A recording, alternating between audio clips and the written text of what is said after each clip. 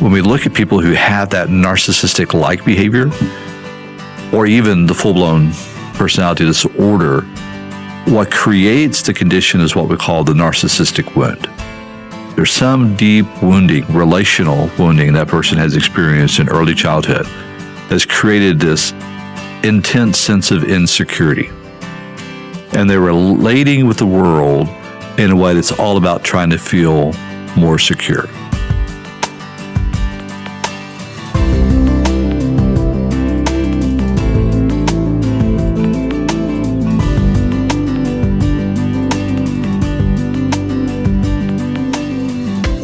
On the show today, we have Adam Mason. He is the head of biblical counseling at First Baptist Houston. Ben, what would you add about Adam? I love Adam's wisdom. He's a deep well. He's very reflective. And whenever you ask him a question, he takes just a second to pause, and then he answers in the most profound ways. He does.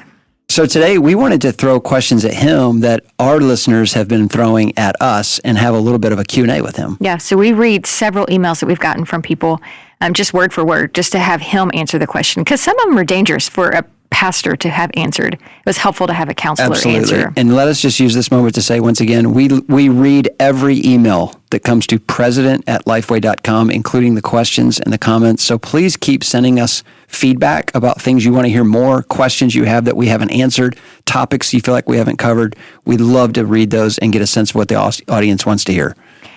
Last night, we were talking to Adam a little bit, and we said, Adam, if you had a nickel for every time you've been asked this question, and what that turned into is our very first question. So we'll just kind of take it away, but it's something that he has been asked a lot of times. This is one of my favorite questions that we've ever asked him. So practical. Welcome to the Glass House. It is game day. Game time. Are you ready for game day? Always. I love games. We have with us Adam Mason, who's one of our favorite people on the planet, head of counseling at Houston's First. And Adam, what's your favorite game? I can tell you it's not Monopoly. Okay. But if I had to choose what it was, I would say Trivial Pursuit. I would not be surprised by that answer because you seem to have a lot of useless information floating around your brain about all kinds of things. It's not useless. It's good stuff. Last night he was telling us all this stuff about Fort Worth, Texas. I'm like, how does somebody know this much about Fort Worth, Texas? I wish I knew that much stuff about the cities I live in. That's right. It's not useless. It made you look very Texas intelligent. Well, you do know that you never ask a man if he's from Texas, right? Why? Well, if he's from Texas, he'll tell you. But if he's not from Texas, don't embarrass him. Very good. Nice. Lindley, what's your favorite game? My favorite games are games that end quickly with a clear winner. So I like games like Connect Four. I liked Go Fish with our kids. I actually like Scattergories a lot, the word game. So I have several. I really like Pictionary. We were talking about this today. I do not like that game. I think it's so hilarious watching people try to draw. And they're normally horrible at drawing, as am I. But it's just fun to watch somebody that you've never seen try to draw a picture draw. This is why we don't have game day at our house very often. Yeah, because we don't like the same kind of games. Yeah. We actually all draw very well. Okay. There are those who can draw pictures and those who draw attention. Okay. Wow, Adam is on a roll Just going today. right at it. Well, we wanted to bring Adam back on the show because we get a lot of mail from our listeners asking us tough questions. And honestly, some of these questions, Adam, it's hard for a pastor to answer these because he's already in a ministry context and it could be damaging to him to be honest about the answer. So Lindley and I pulled up some of these questions and we thought we'd fire them at you while we have you here in town in front of the microphone and just see what the Holy Spirit leads you to say to these folks who are out there dealing with these issues. So Lindley, why don't you just go ahead and give him the first question? Are we making this into a game? Yes. Oh, we are making it into a game, which was the whole point of the intro. That's what I was thinking. So here's what we've done. Back you wanna to explain, that. You explain what we've done. No, you go ahead. Okay. So our producer, Angie, has a timer and there it is. She You hear loves it. She's a little timer happy today. Trigger happy. But when your time is up, she's going to time it for each question. She's going to ring the buzzer so that we move on to the next question so we can get to them all. Okay. Make sense? Okay. So it's a game. All right. Okay. So when the time's up or when I say something she doesn't like, Ding. ding. Okay. There it is. Okay. There it is. All right. Let's do it. All First right. one. So I'm just going to read what a listener sent in to us. And so it said, my husband and I have had some great ministry experiences and some rough ones. I would love to hear advice about how to deal with unhealthy leadership and staff. We have loved the church, but at times we have worked with some really unhealthy people. They've been demanding, results-based, mean, unkind, hurtful with words. And we have felt the need to take care of ourselves and our family and leave, especially when leadership or staff refuse to change, to take a break, or to go to counseling. So she says, we aren't perfect and we are doing our own inner work, but it's hard to make personal improvements when others you're working with are not. Great question. I do hear this frequently in the counseling session. There's a couple of responses, a couple of points that I would make to that. First thing I would say is it's very important that we pay attention to our own God obsession versus self-obsession. That it's our understanding that a self-obsessed person is not going to lead somebody else into God obsession. So if I'm in a conflict with another person, whether it's on staff or in the congregation, I have to first say, why am I feeling the way that I'm feeling? Is what I'm feeling a righteous anger, or is there something within my flesh that has been stirred up because of this conflict? And I have to do business with the Lord first. Oftentimes what I find is that something that someone else has done has stirred up my flesh. Something from my past has come back up. Maybe a wound that hasn't healed, maybe a stronghold of flesh that's there has surfaced. And so that's what's causing the issue. And the appropriate godly response is I deal with my own struggle first. And once I know that I'm in a place of God obsession, then I can ask God, give me a vision for what this relationship is supposed to look like. After I'm there and I ask that question, then the second point comes up for me, which is a mantra that we use in the counseling center, is that you cannot have a godly, healthy relationship with an ungodly, unhealthy person. So sometimes we have to adjust our expectation. If that person is walking in the flesh and I have moved towards them out of what I'm sure is the strength of the Spirit, I know that I'm God obsessed, I'm walking in the Spirit, and I've approached them out of that, and they reject that. They're not responding in a godly response, they're responding in an unhealthy, ungodly response. Then I have to adjust my expectation and know that it's very unlikely that I'm going to be able to have a healthy, godly relationship with that person. If I'm forced to be in a relationship with them, I'm working with them, they're on church staff with me, then I have to determine the extent to which I'm willing to engage in an unhealthy relationship and make sure that I set strong, healthy boundaries there. Can you give that in a practical form? Like what have they been praying through that you feel certain they're like God obsessed? They go to this leader, approach them, and they feel like it was not received. Can you just put that into kind of more practical terms as far as a situation maybe? Sure. Let's say that I have gone with a staff member to talk with them about a conference and I'm wanting to partner. So we'll just use an experience for me. So let's say that as a Christian counselor, I'm the minister of counseling services at Houston's First, that I'm wanting to sponsor a conference on teenage suicide. So I go to our next gen minister and say, hey, the counseling center's got these resources on adolescent suicide. We'd like to partner with you in bringing a guest speaker on board. And they say, sure, we're happy to do that. Give us more details about what that looks like. And now Doug Bischoff is our next gen minister, wonderful godly man, would never do this. So this is purely for illustration. Let's say that Doug goes to the pastor and says, I can't believe that Adam's stepping over into my turf. Okay, this should be a conference that I'm leading. My staff and I have already been talking about this. He didn't check with us. He just went ahead and is moving forward with this. Why we do that? I get a call from the pastor that says, why are you stepping into Doug's turf? And my flesh immediately rises up because I'm feeling falsely accused. And part of my own woundedness is I have this high need to feel competent, this high need to be professional, to come across as I know what I'm doing. And, when I make a mistake, that's hard enough to own. But when I'm being falsely accused, man, that becomes a real battle for me. So my initial response is going to be to reach out to Doug, to feel the sense of betrayal, to attack him. But I have to realize that's my garbage that's coming out. So I've got to deal with that sense of betrayal that comes from he just destroyed my appearance of competence. Now I've looked bad to my pastor. Okay? So I deal with that. I struggle with that. God, the whole point of this is to reach families and adolescents. that there's an epidemic of adolescent suicide, and he's in agreement that we need to have that, it doesn't matter which one of us leads that. What matters is that we get the message out. And so I'm going to see this as Satan stepping in, trying to prevent something good from happening. And it's not about me or my competence or my success or about what the pastor thinks about me. If he makes a decision about me on an isolated incident, that's an ungodly response. So I've got to trust you that you brought me here, that you're going to protect my reputation.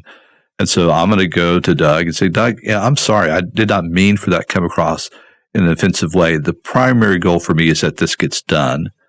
What role do you want me to play? Do you want to take the lead? Do you want me to take the lead? And try to work that out and get to that conclusion. Now, if he responds back in a negative way, back in the flesh, then I'm going to say, you know what? I give this to you. I bequeath this to you. You take the ball and run with it. My staff is here. We'll support you in whatever way you feel like is necessary.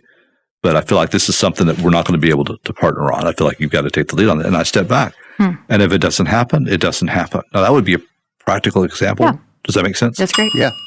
Oh, and we're on to the next question. So that was perfect timing. Someone writes this. I'd love to hear a podcast on leaving well, especially when you're not the senior pastor and leaving due to challenges with the senior pastor. Dealing with having to explain why you're leaving while maintaining the church's respect for the senior pastor can be a sticky issue. It feels like you're forced to lie to your friends and over-spiritualize. God is calling us versus we can't afford to feed our family or we're being forced out to defend our reputation. What do you say to that? Yeah, that's a great question.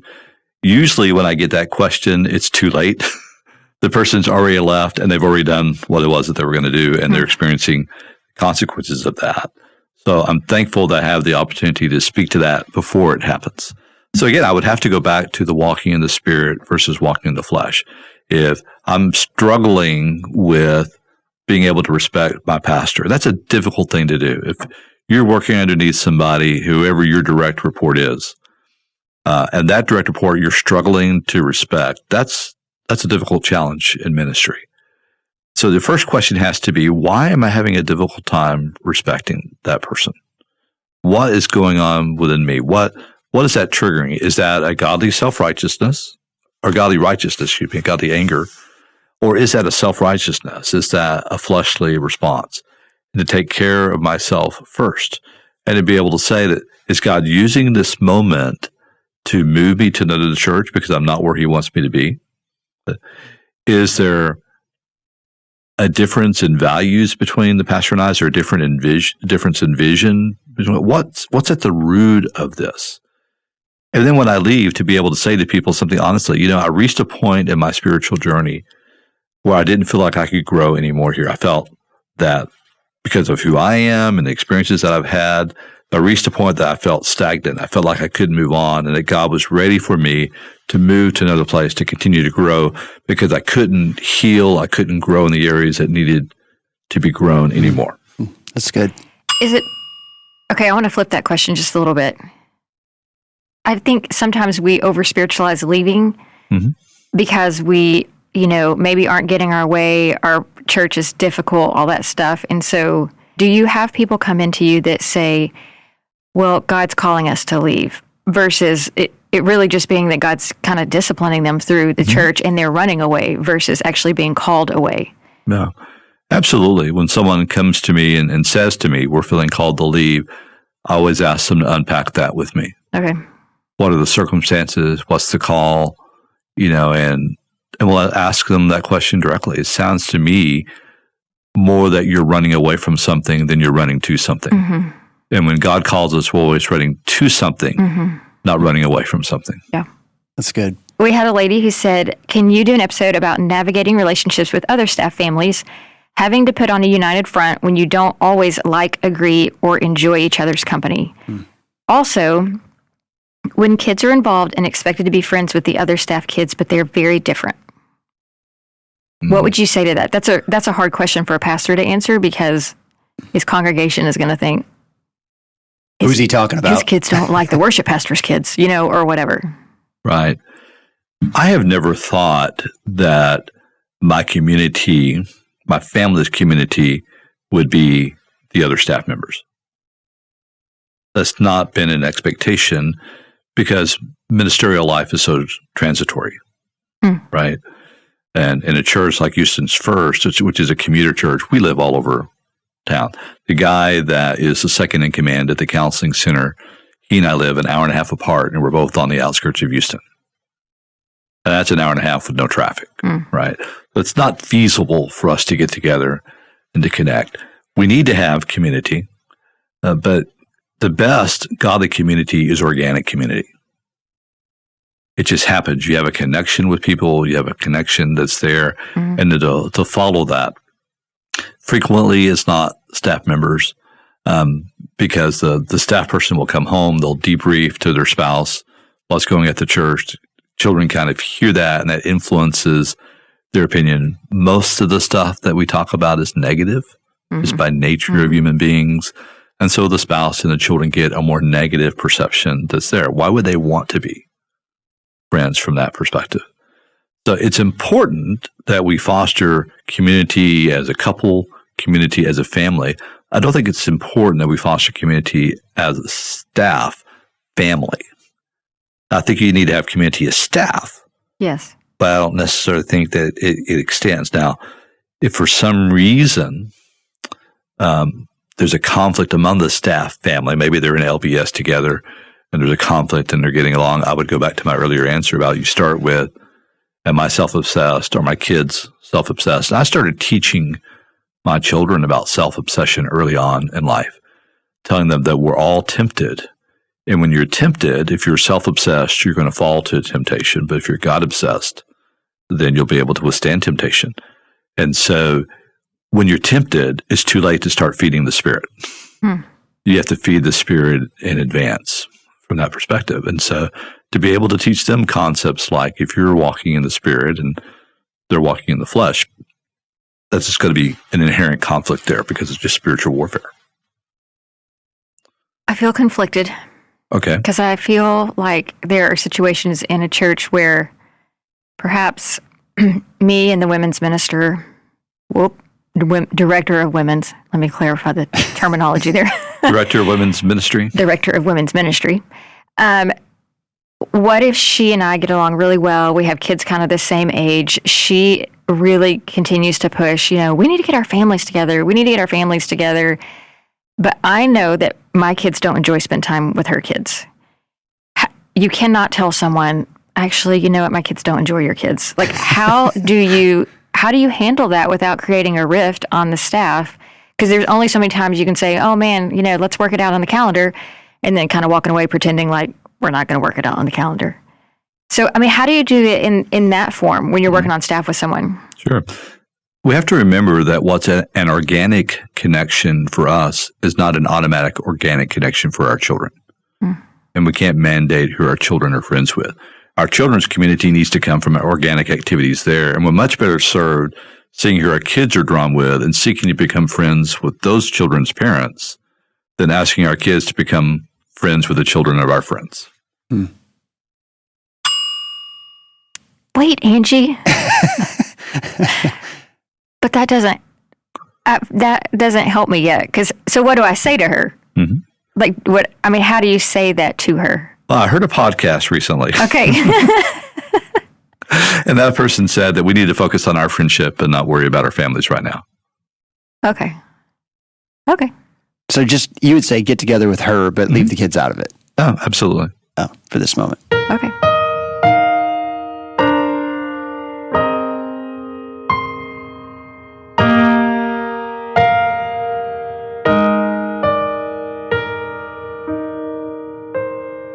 When Adam said he had no expectations on his family to be in community with other staff families, I really felt like I was grateful he said that. I felt like he probably let some people off the hook. And I think that's actually a needed statement to be said.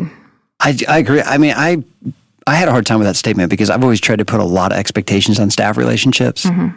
Because I want us all to be best friends and love each other's kids and show up at ball games and have that family feel at work, which is really like he said, there's an hour and a half from he and one other staff member. It's just not practical. Yeah. So it's not that this person isn't wonderful, and in another time, another place, we might be better friends. It's just the circumstances and seasons of life are not allowing that. I have several thoughts to that. I think, in one hand, I think it's great to have, if your families connect on staff, I think that's fantastic. And I think that's a huge blessing, and it should be celebrated. I also think it could be lonely. So I just was talking to a couple that he has been an executive pastor at several churches, and the minute they leave, they said it's been hard because it's almost like crickets. Like you just don't hear from people anymore. And so if all of your community is within the church, when you leave, it's super difficult. I mean, because there's typically different stories that are being circulated, and no one really knows what's happening. And so, like, I just know for us personally, the people that we are still keeping in contact with from Colorado were not on our church staff. Like, it was very important to us that our community were the people in our community, like on our street, in our neighborhood, just that they did not care who we were and what we did. We just had kids that were the same age, and we would sit on the street and, watch them play baseball or whatever. It seems like a wiser investment of your energy to put time into those relationships that aren't bound to your work, because work can change. Right. And yet, having a good relationship with your coworkers is also a piece of that. So I think there's a balance there of, I want to be close to the people I work with. I want them to know that I care about them. But at the same time, I'm not putting all my eggs in that basket. And we've talked about that even for you here, in that, I mean, when your job and pastoring, it takes up almost all of your time. And so it's very hard to develop friendships outside of the church, or like for you at Lifeway, but they can't be your only source of friendship. Right. Because then if we leave, I'm starting over. They have a new leader that they have to come in and honor and be respectful to. And so, they feel split between loyalties of, well, we love Ben, but we need to love the new president, or whatever. So, I mean, I just think that what he said is so true, like having community elsewhere.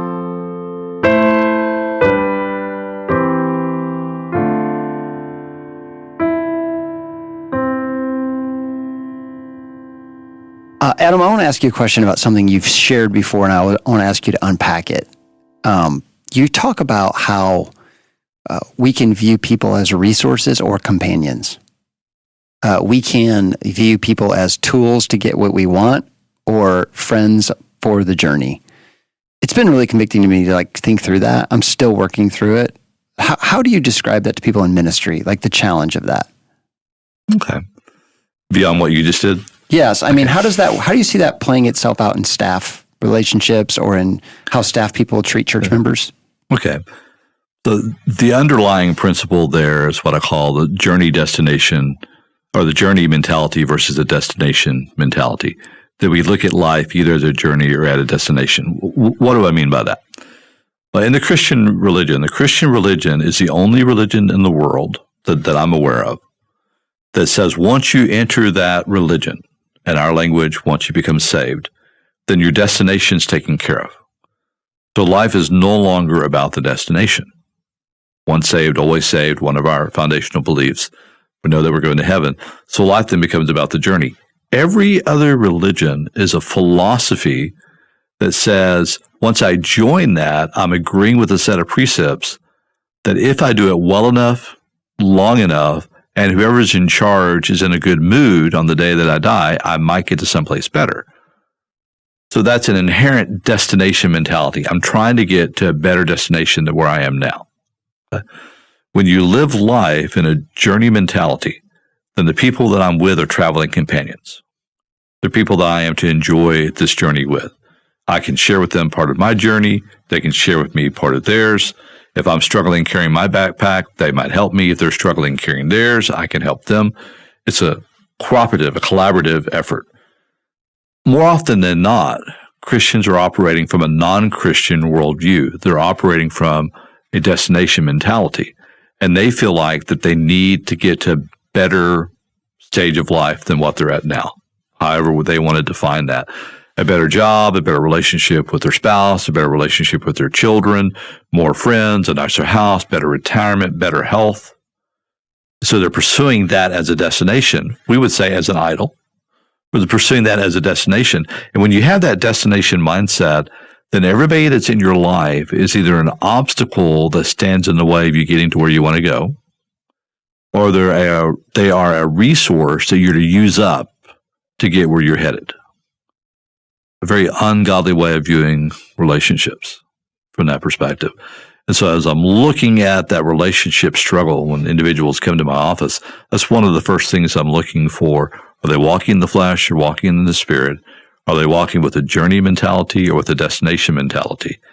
And we have this kind of formula mindset, A plus B equals C, that if I'm doing what I'm supposed to be doing, then C, I'm going to get the consequence that I want. And if I'm doing what I need to be doing and I'm not getting the consequence that I want, then B, I blame. Right? A are the actions I take. C are the consequences I'm trying to get. B is I blame because my actions are getting what I want. I blame my wife. I blame God. I blame my boss. I blame my co-workers, right? Blame that. And what God says is it's not an A plus B equals C formula. Matter of fact, there's not really a formula at all.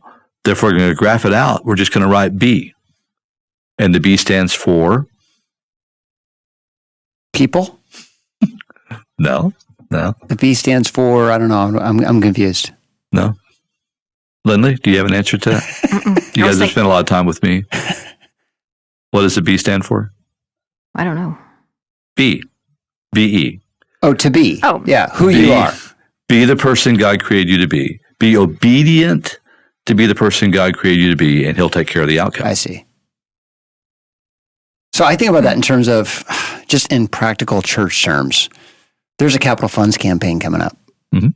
And man, I just haven't done a great job raising money in the past. And man, I'm really feeling the pressure. Mm-hmm. And so we've hired a consultant, and he's told me that I really need to get our top givers in a room mm-hmm. and challenge them because they have the means to do it, to make the first initial gift. Mm-hmm. And just how this works, Adam, I've seen this, like all of a sudden I start looking around the room on a Sunday and I'm seeing those people stand out to me. That what if I could have a really good personal interaction with them before they come to that meeting?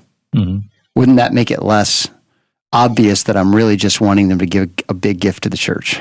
Mm-hmm. And so whether it's that or whether it's some kind of number that you're trying to hit for Easter, or whether it's how many baptisms you get or how many groups you're trying to start to hit whenever we have like a man-made goal of something we're trying to hit, then it becomes, for me at least, a temptation to use people mm-hmm. and to be upset with them mm-hmm. if they don't help me get there. Yeah. And ministry can really mess with your motives. Sure. If you're not like searching your heart about it. Yeah, and that's where we bring the worldly strategy into the church, right? And say there's a reason why that's a strategy. You know, it's a logical way of thinking, you know, that we want people to lead, people to set the path, you know, for crusades. And I'm speaking of the old Christian crusades, yes. Right? You would train the people who are the prayer partners. And when you say you're thinking about accepting Christ, make your way down to the front, and all the people who are the decision counselors walk down to the front. And so the people who want to walk down to the front and give their life to Christ feel less intimidated because other people are doing it, right? So it's a standard technique, standard strategy that we've used for years in the church. But to stop it and say, okay, let me take that strategy, and instead of that being the self-obsessed strategy of trying to accomplish what I want, let me approach that from a God-obsessed perspective instead.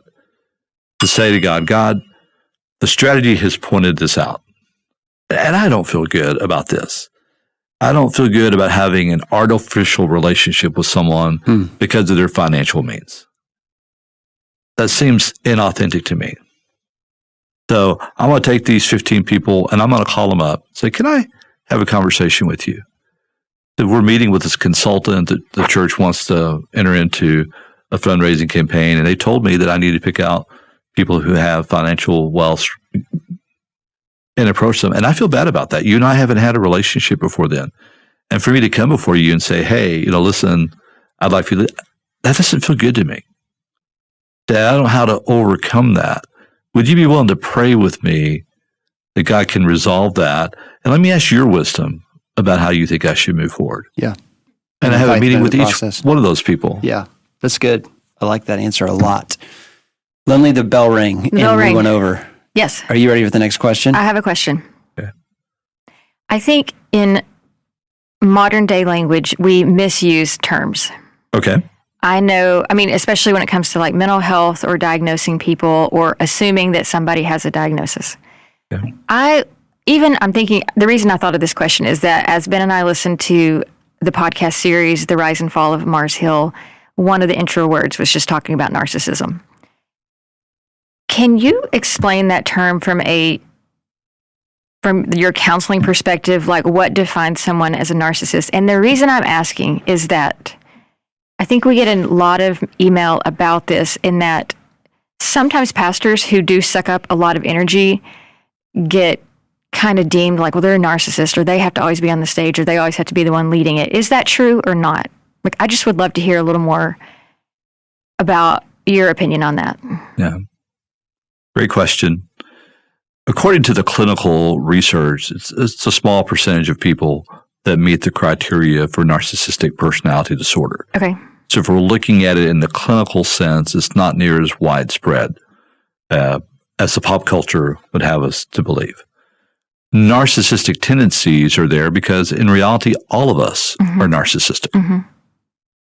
That could be another term for self-obsession. Right. There are distinct differences between the two, important differences between the two, but there are enough similarities that we can accept that to have a certain amount of narcissism. In addition, when we look at people who have that narcissistic-like behavior, or even the full-blown personality disorder, what creates the condition is what we call the narcissistic wound. There's some deep wounding, relational wounding that person has experienced in early childhood that's created this intense sense of insecurity. And they're relating with the world in a way that's all about trying to feel more secure. And a particular manifestation in narcissism is more of a grandiose sort of behavior. They take this early childhood egocentrism, the ability to see things only as they relate to you, and that becomes their primary operating strategy. In other words, when we're young and in children, all we think about is what I want, right? Most of us grow out of that. Someone who is on the narcissistic scale doesn't grow out of that. And they literally can't see it in this instance, would not be able to see it from Lindley's point of view. They could only see it from their point of view. And they're saying, I would like to go here for dinner. I don't understand why Lindley wouldn't want to go there for dinner. Yeah, I know that she likes to eat good food. I know that she likes to go out to eat. I just don't understand why she wouldn't want to go there. I can't conceive that you would think of it differently than I think of it. That would be along the narcissistic scale from that perspective. And people who have that deep wounding have to think that everybody else thinks just the way I do. Because if you think differently than I do, then I must be wrong. Let's say, and therefore, if you have an opinion that's different from mine, I've got to convince you that your opinion is wrong. It's got to match mine. The other important criteria that would follow narcissism would be a lack of empathy. They can have compassion. Gee, if I was in your shoes, that would really be painful. I would really feel that. Versus empathy, which is understanding what I know about Lindley, understanding what I know about her life and her background while being in that situation was really hard. That's the difference between empathy and compassion. And they don't have that ability because, again, it means being able to think through somebody else's point of view, and they're not capable of doing that. The other component, and this really leads us more to the clinical diagnosis of narcissism, is his ability to rewrite history. And in narcissists, there's something that happens in the brain that after an event, within that first 12 to 24-hour period, their mind has rewritten that event to where they're either the hero or the victim of what happened. And when they recall that event, it's not something they created, it's the way they remember it. And so one of the treatment interventions that we do is we ask them to have a reality tester that becomes a part of their life to help them to see differently. That, no, you're remembering it this way, but I remember it differently. To have the humility to say, I don't remember things all the time exactly the way they happened. So we look at the pastors. I would say a lot of the pastors that I see some are definitely wounded. Some Sometimes it's what we would call that narcissistic wound. Sometimes it's more of what we would call an attachment wound, which would be a specific hurt by a primary attachment figure, a mom or a dad. And there's more of a performance pressure, trying to please somebody, along with a sense of shame, feeling there's something defective about me. That's more of a specific versus the generalized insecurity of a narcissist. So I see both categories. It seems like we've seen a shift towards more attachment than the narcissistic wound here recently, but I think it's because our understanding of attachment has strengthened. Thank you. Thank you.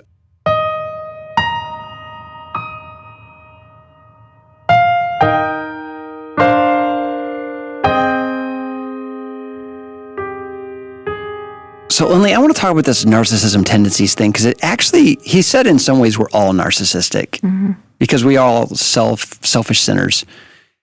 I've actually been doing something different with my morning routine, and it makes me feel godlier, but it's different than what I've been used to. So I was for a period of time, as you know, getting up really early and reading and reflecting and journaling and reading scripture. And I was finding it to be like a time of a lot of just self-obsession. Like things I'm not good at, things I need to be praying about, things I need to be improving in my life, spiritual disciplines I'm not practicing. And then recently I've like relaxed a little. I've been sleeping later, starting the day off with exercise or a walk. Like today I went for a walk and just prayed. And it honestly makes me feel less obsessed with myself when I'm not so focused on growing myself. And I just wonder what you thought about that in terms of, you know, we can sometimes become self-obsessed even in our spiritual disciplines. It's all about me. It's all about me getting better for Jesus instead of really using this time with the Lord to better serve the other people around me. Yeah. And I think you've been concerned about that with me. Like we've had conversations about that with me. Like you're like, how much more of that do you need? Gosh, yeah. Because I'm a very contemplative person and I can spend hours doing that. Thinking about yourself? Yes. I'm serious. I love to think about myself. I mean, honestly, that's the beauty for me in that, and I've said this to the audience before, I do feel like I'm pretty street smart. I'm not as book smart as you are. And so, I mean, even at 42, I'm still reading through the Bible, like going through Bible reading plans every day, reading passages that I've read probably 10 times before, still trying to understand what they mean.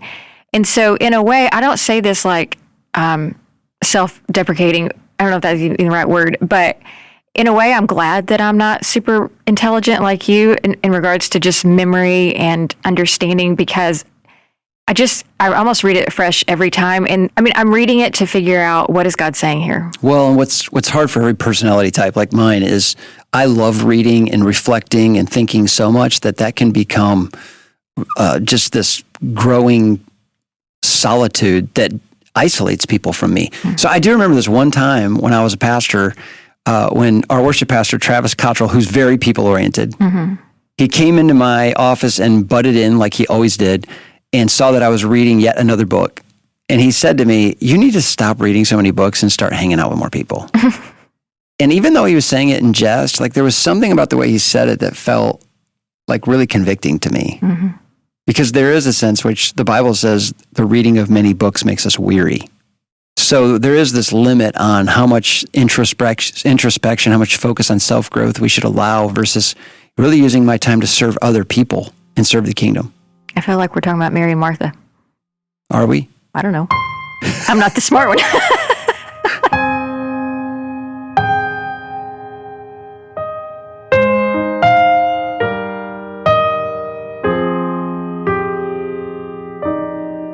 Can we talk about the pastor's wife for a minute? This is a big topic on this show.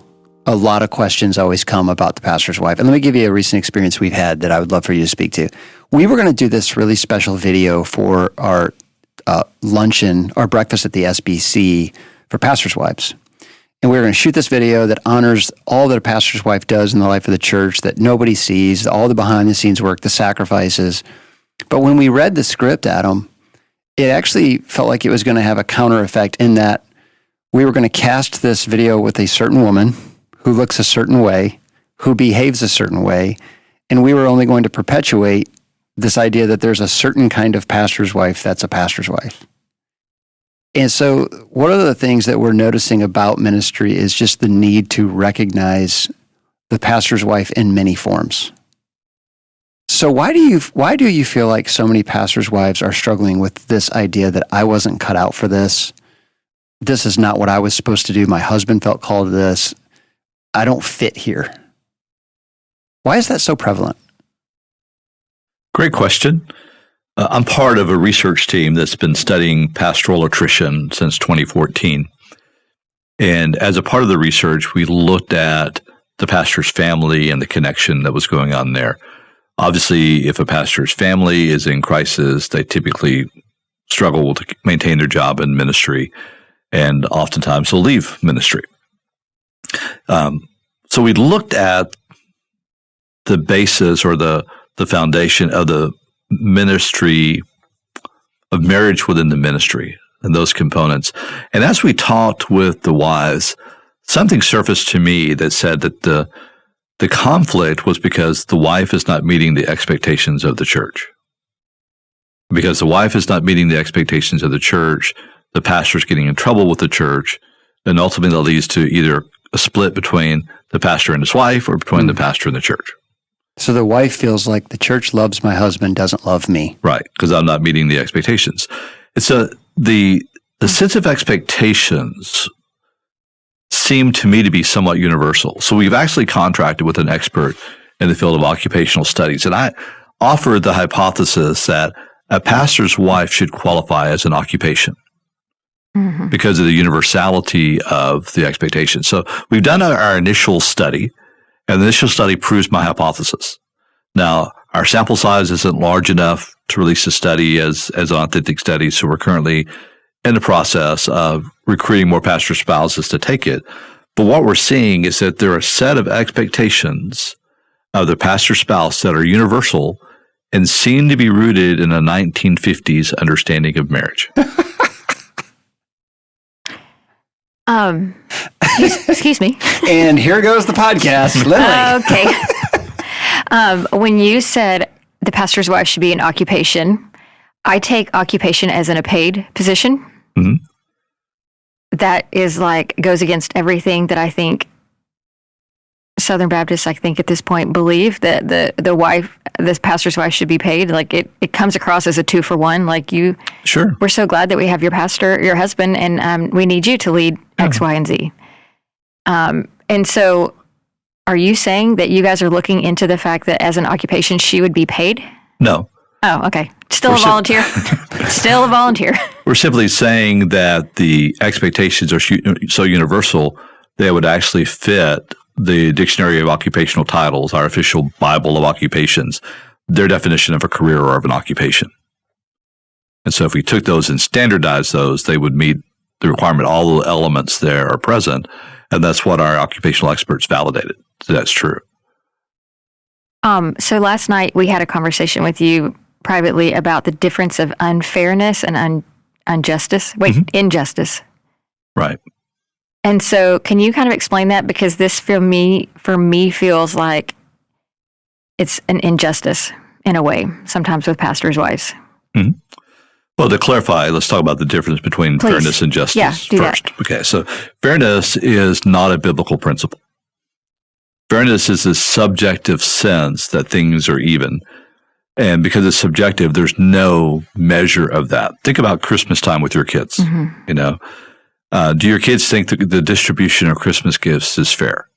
I remember when our children were younger, they all had the same number of gifts. Right. But when they were younger than that, it was the same size. Right? And it was the same number. And then as they get older, the same dollar value. Monetary, yes. Right. Because otherwise it would be, well, that's not fair. Yeah. From that perspective. And so fairness pervades our society. It's not a biblical principle. It's subjective. And the outcome is that it leads to a sense of entitlement. On the other hand, the biblical principle is justice. Justice is objective. The law is the speed limit's 55. Yeah.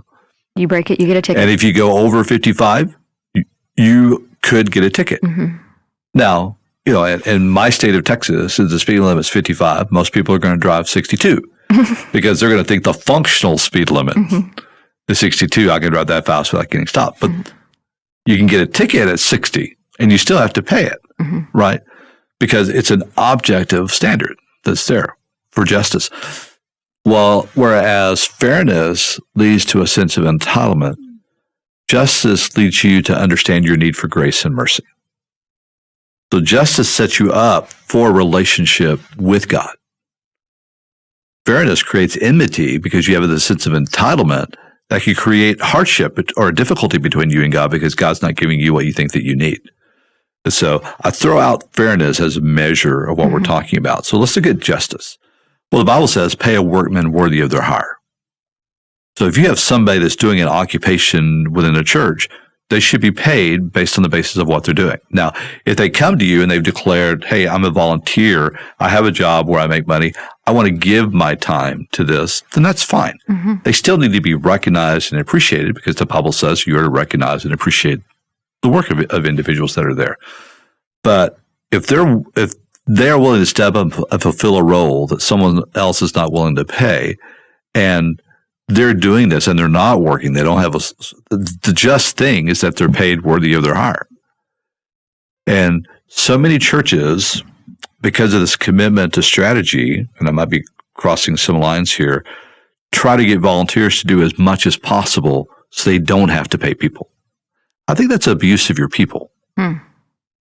You're much more willing to hire a consultant to come in and tell us how to do something than we are to pay people for certain positions who are contributing just as much from that. So because of this study you guys are doing, one of the things that could benefit churches is to recognize that we are really not hiring one person, we're hiring two.